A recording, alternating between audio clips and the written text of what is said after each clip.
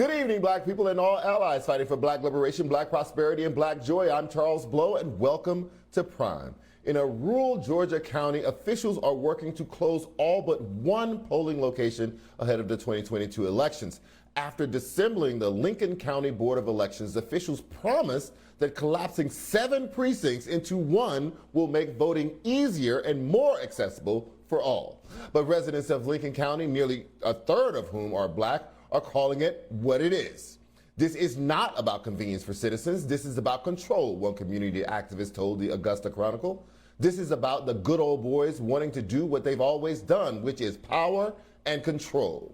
The plan was made possible by a bill passed by Republican state lawmakers this year, which beefed up voter restrictions and handed the state authority to overhaul election boards.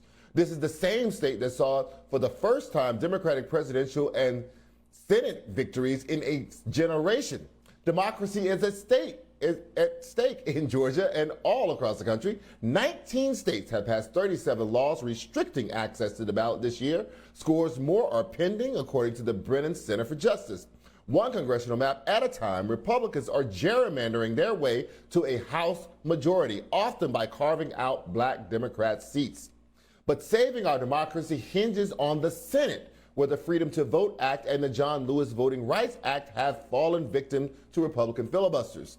The Congressional Black Caucus called on the Senate to reconvene to pass voting rights. Black communities across the nation stand to lose the most if the Senate does not do their job and pass voting rights legislation, the chairwoman wrote in a statement on Tuesday. On Monday, the Senate Majority Leader said the chamber would take up voting rights as early as the first week of January. He also gave the clearest indication that if Republicans attempt another filibuster, Democrats would consider changes to any rules which prevent us from debating or reaching final conclusion on important legislation, he wrote in a Dear Colleague letter. A pair of moderate senators are currently not on board. Failure for the Democrats is not an option for my first guests, who are dedicating Martin Luther King Jr. Day next month to push for voting rights legislation. Joining me now, Martin Luther King III, chairman of the Drum Major Institute and son of Martin Luther King Jr., and Arndrea King, activist and president of the Drum Major Institute. Thank you both for joining me tonight. First, Mr. King, I want to just ask you this. What is your take on the way that the Democrats have dealt with or failed to deal with the issue of voting rights so far in this president's administration? Well, it's crystal clear that Democrats, I don't want to characterize it as not doing enough, but I think we have to take this issue beyond serious. This is about the foundation of democracy and the fact, as you stated, that there are 37 bills that have been passed in 19 states now that are making it more difficult to vote. My dad and so many others gave their lives so that we might have that precious right. We should be expanding and protecting voting rights.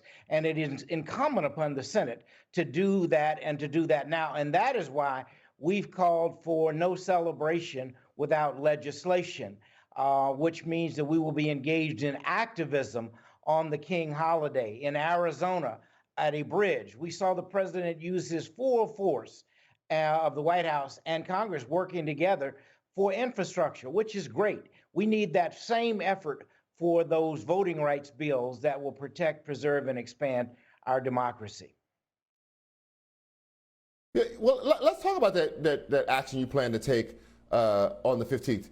You are starting on in Phoenix on January 15th, and then marching across the Frederick Douglass Memorial Bridge and participating in a DC Peace Walk on the 17th. People have been marching all year. You know, you've seen this. People have been marching, trying to put pressure on these senators to do the right thing. That has not worked yet. How do you expect, what is your expectation about what you are going to do in January that will be different and make them move in a way they haven't moved so far?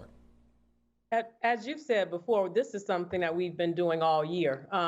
In August 28th, we had over 100 marches in 41 states, all on one day.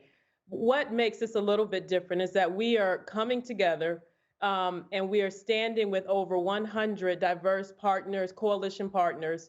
And what we are saying is that to the White House and to Congress is that we've seen what happens when the full weight of the White House is put behind an issue. And so what we are saying is that we're crossing bridges to bring home the point that you stood for bridges, and now it's time to use that same weight and power to stand for the people. Mr. King, you're putting pressure on them to do this before MLK Day. Schumer's already saying that he's going to take up a vote. You know, he's put his own deadline in. He's going to take up a vote first thing in January. But we've seen Democrats create deadlines that they do not meet time and time again, even with the Build Back Better plan. They haven't even dealt with voting rights yet. Are you confident that they're going to move in a way that they say that they're going to move? Are they going to bring it to a vote? And if they don't get the vote, if they get filibustered, they're going to bring the filibuster rules and put them on the floor and take a vote on whether or not to keep them or not? What I'm confident in is that the people are going to continue to speak, and our representatives should be representing the people. We've not seen that happen at this particular moment.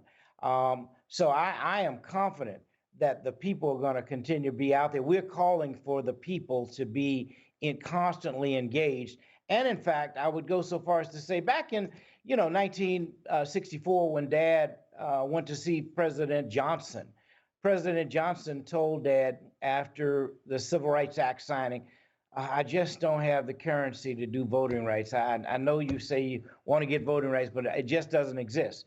Dad left the White House and told his team, we must precipitate a crisis so that the federal government will respond to us. And in a real sense, we are working to precipitate a crisis so that the government will be able to affirmatively respond and pass these voting rights bills for all Americans. Ms. King, I think a crisis it may be what it takes. Manchin and you must assume Kristen Sinema are both indicating that they're not into or for altering the filibuster rules. Democrats would need their votes to alter those rules. Biden has said he's opening to altering the filibuster rules, but he's so desperate to get Build Back Better passed first that he has not leaned in on Manchin at all. Do you think that he is going to lean in on Manchin on voting rights? Well, that's what we are asking for with these demonstrations the weekend of the King holiday. What we're saying is that it is time for the president and the White House to use its full power the same way that it used to pass infrastructure bills. As it relates to Senator Manchin, we met with him along with Reverend Al Sharpton. We know that he's been at the table as it relates to voting rights. And what we really hope is that he's on the right side of history on this issue. Senator Sinema, I think, really needs to explain to the voters of Arizona how you could be for voting rights, but not be for a pathway to clearly make legislation possible. Mr. King, I just want to know your assessment of Manchin at this point. Manchin takes the meetings, right? He's taking meetings for everybody. Everybody's going to him. They've tried to explain things. It's not that complicated, right? Republicans are trying to take away people's right to vote. In addition to that, they're trying to gerrymander out to weaken the voting power of Black and Hispanic people because they vote overwhelmingly Democrat. This is not hard. This is happening right now. Some states are going to start voting in the midterms in February.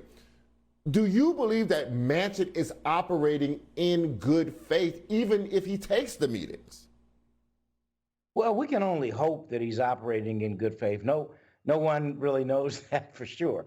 But as you've stated, it's crystal clear what the issue is. The time is running out. I think Senator Schumer said that failure is not an option, where it's getting very close to failure existing. And that is not something the people are prepared to accept. We've always found a way to make a way when it seems the darkest. My wife says, when it is the darkest, we look to the stars. And somehow I have to believe we're going to get these results, even though it may not look like it at this particular moment. Ms. King, you share that optimism? I must say I am leaning on you two for optimism, because I am not optimistic at this point, because the road ahead seems so daunting. It is in the hands of Manchin and Sinema. They do not seem like they want to move. And what they have shown us, demonstrated to us in Build Back Better, demonstrates that they can be kind of underhanded. You know, I also want to go back to a question that you had for me earlier as it relates to the filibuster. You know, last year we saw relics of white supremacy come down all over this country and indeed all over the world. Well, the filibuster is one of the most powerful relics. It's a Jim Crow era relic that needs to go. If you look at the history of the filibuster, it has been used for to block anti-lynching legislation. It was used during the 60s, during Martin's father's movement to try to block civil rights legislation and even the Voting Rights Act then. And it's been used 3 times this year to block federal voting rights. So it absolutely is a relic that needs to go. As it relates to hope, I think that we are a movement and a people of faith, various faiths, but of faith. And what we always have done, it always looked impossible. I'm sure it looked impossible to our ancestors when they were in the bowels of slavery. It looked impossible to our ancestors during the civil rights movement. If people thought that when you looked at all these Jim Crow era laws and, you know, a group of Southern ministers and, 12, would just totally crumble the segregation system as we know it. When you look at all of the gains that we as people have always made in this country, it always looked impossible. But we know something that most people don't. And that's when it's darkest, we look to the stars. We don't give up. We don't give out. We don't give in. And even if it's just that glimmer, we keep going until it's more and more light and it's more and more hope. And that's what we've always done as a people. And that's what we will absolutely continue to do. I absolutely love your optimism. I just hope that it doesn't take the years and years and years that the civil rights movement took to get this done, because we just don't have that time. Thank you both for joining me tonight. I really appreciate your time. It was an honor to have you on the show.